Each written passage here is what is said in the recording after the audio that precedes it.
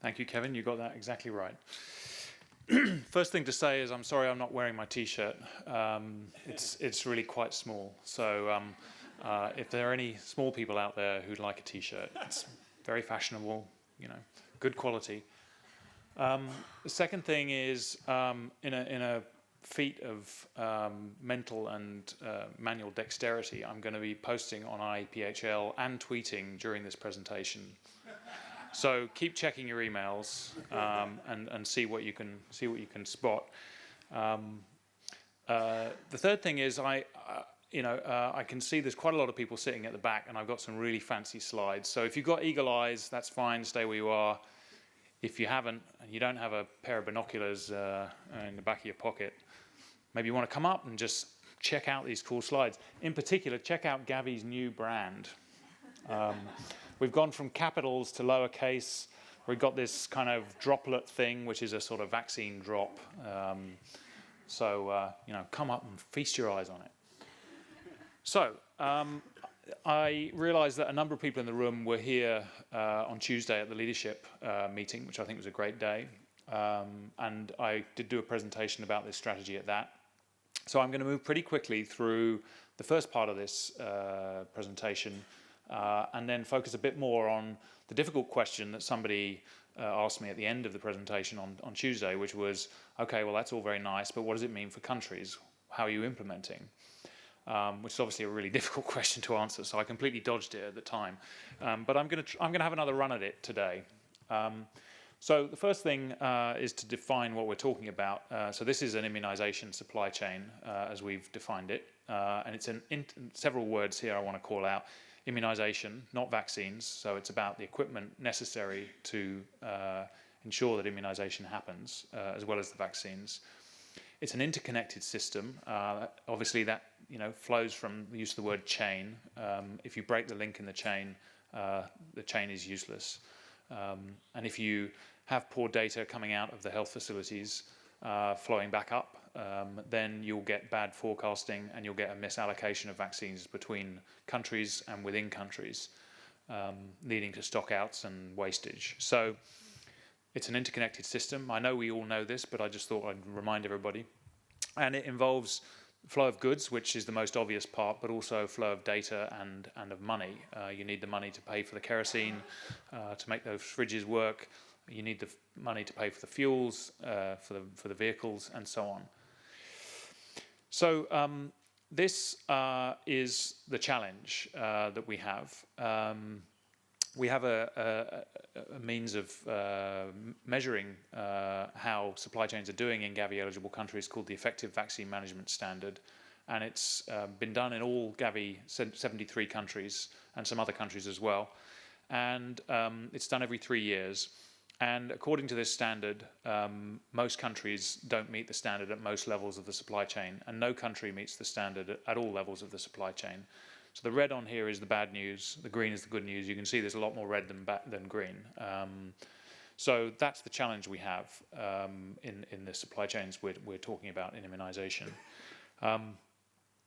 This is the flip side of that and positive news.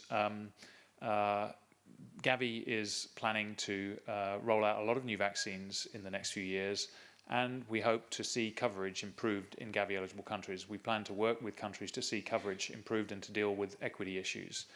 And this is going to take a bit of money, $7.5 billion over 5 years. Just mention that in passing to any donors in the room.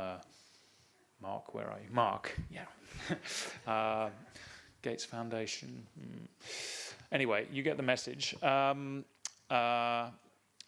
But with this money, we plan to expand our reach or help countries expand their reach and go from 243 million children, very exact number, additional children immunized in the last strategy period of 2011 to 2015 to 300 million, and to increase the number of lives saved or future deaths averted, to be accurate, from 4 million to maybe 5.5 million.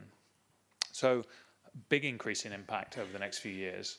But that increase, the higher volumes of vaccines, 4 times increase in the volume of vaccines, a 6 times increase in the number of doses, required a 5 times increase in the cost of the portfolio of vaccines and a doubling in the number of stock keeping units, is the flip side of that attempt to increase impact.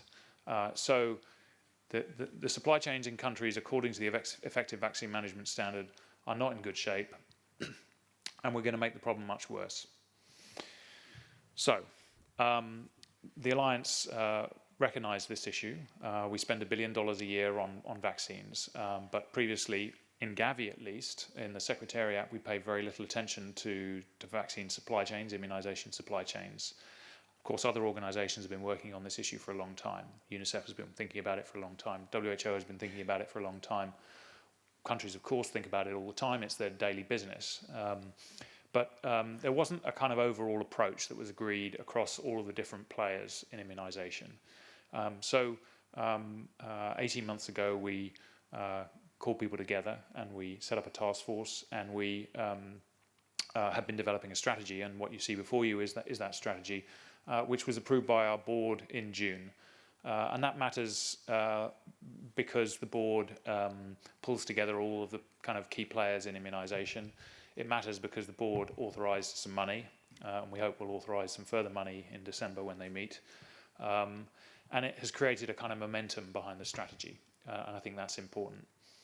So this is the house that we built. At the top is the Gavi mission, saving children's lives through immunisation.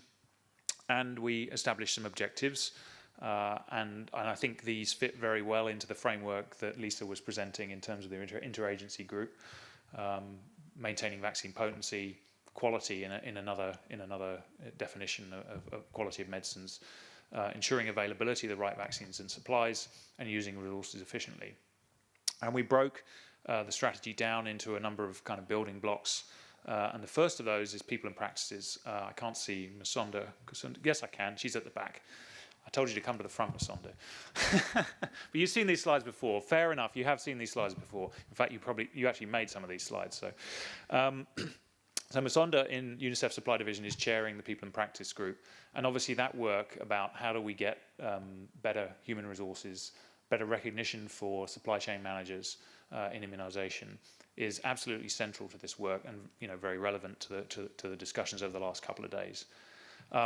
We've also, there are other issues, and I think of course all these issues are connected. So cold chain equipment, how do we get better equipment available and supplied to countries? How do we improve maintenance of cold chain equipment? Data for management has been discussed by everybody, I think, over the last couple of days. How do we get data used better for managing supply chains? Improving distribution and transport has been an area that's quite neglected, I think, in immunisation supply chains. And also above those, in the green line, above the building blocks, you can see system design. And the presentations from Village Reach and ex-Village Reach in Senegal very relevant to that. And obviously, if you redesign the system, it has implications for people and their job descriptions. It has implications for cold chain equipment. It improves data, and it affects distribution and transport. So it cuts across all of the different pieces. So these were the fundamentals that we came up with, which the board kind of approved as recommendations to all of Gavi eligible countries. Every country needs a supply chain manager who has the training and the capacity and the resources and authority to manage the system. And obviously one person can't do that on their own, and it needs a whole team. But it seems sensible to start at the top, start with a definition of supply chain manager and help countries to develop that. Now, in discussion with countries, people have said, well, we've got a supply chain manager, so that recommendation isn't relevant to us. But on further discussion, I think there's a very different situation across countries. You can't please all the countries all the time, is one of the rules for Gavi. This applies in different ways in different places, but abstracting from the situation we find across Gavi-eligible countries, there is an issue about the authority and the resources made available to supply chain managers. Often they can be quite junior people, not always, but sometimes. Sometimes they're basically warehouse managers rather than supply chain managers. They don't have the authority to look across the supply chain in a country. The second fundamental is making sure that there's a supply chain management and an improvement plan in place in each country, and that's partly so you can get all of the donors kind of lined up in a country around a plan. I was talking to the Minister of Health for Myanmar, who is a very amusing fellow, for those of you who haven't met him. And there's obviously quite a lot of donors kicking around in Myanmar at the moment. It's been quite a focused country. And he said his job was, it was like at the beginning of a kung fu film where you get all the kind of different kung fu experts showing up. One's a bowman, one's good with a sword, one can jump high buildings and all this kind of stuff. But at the beginning, they're all fighting each other.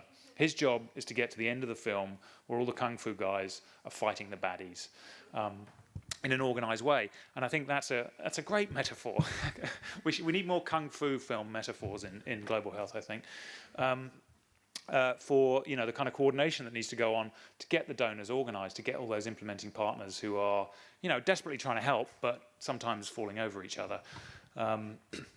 And we crystallised the data for management issue as having a dashboard in place. What is the key data that can be used to manage the system? And it doesn't have to be high tech. It could be high tech, and certainly developing better tools and logistics management information systems is part of that story. But there's a good example from Lagos we were talking about the other day, where they're using a whiteboard and they're phoning up the local stores and saying, what's your stock level, and when do you need another delivery, and that goes on the whiteboard and everybody can see it. And that's a great tool and it works. It's improved things. And then the system design, which is in green, because while the other three apply to all countries, in green, this is really something that we want to focus on a few countries, because a redesign of the system is potentially disruptive. It's going to take a lot of resources. Focusing a bit more on the supply chain manager piece, because I think that's of particular interest in this context. What can we do at the global level to help address the challenges that people face in this area? So improving the access to training for supply chain managers, and there's a great panel earlier today talking about some of the training that's available. We want to work on improving the supply of training, helping with job descriptions and guidance for hiring supply chain managers, and this is all kind of solid people that deliver work, and Andrew's been heavily involved in all of that. Developing best practices for managerial processes and decision making. Improving technical assistance to develop managerial capacity, and providing that ongoing professional development.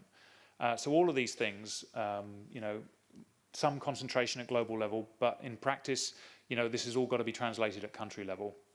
There's been a lot of talk already about the subject of this slide, which is supply chain convergence, the interagency group, and also the involvement of the private sector. So I won't spend any time on this, just to say that these are both important issues for immunisation, and that we recognise that we have been very vertical in immunisation, and we recognise that there are opportunities for improvement and for working with other health commodity supply chains. So our approach to implementation is kind of start small and sensibly in 2014, begin with small improvements, really start the process rolling in 2015, and scale up in 2016. Like I said, I think our job is to create a supporting environment at the global level. You can't actually do the work at the global level in most cases. We can work with manufacturers of cold chain equipment to improve the supply of solar direct drive fridges, maybe get the price down by helping to shape the market. We can improve guidance. WHO is going to be working hard on that. We can no doubt improve the quality of technical assistance. We can bring new players into the environment, make sure we've got private sector expertise available for countries. But the real work's got to happen in countries. I think where we've seen things really starting to move over the last couple of years, say in Nigeria, and I think things have recently started moving very well in Mozambique at the federal level. One of the common characteristics is that you've had a group of people in the country who've really focused on supply chain issues, that's active and engaged. You can have the interagency, you can have the ICC, the Interagency Coordination Committee meeting, but probably it's a smaller group below that that's just focusing on supply chain issues. And I think one of the first steps in all of this, I think, for countries is to try and have that capacity in place to coordinate. What doesn't need to be a big group, a small group of people who are interested in looking at the changes that we've been talking about at the global level and translating them into country context. And this is already work underway. I mean, the strategy, it's not year zero. The strategy is kind of very much building on what's been going on for years in UNICEF, in WHO, among many other partners. But I think what the strategy can do is lift it up, provide more resources and more focus. So I will stop there. Thank you.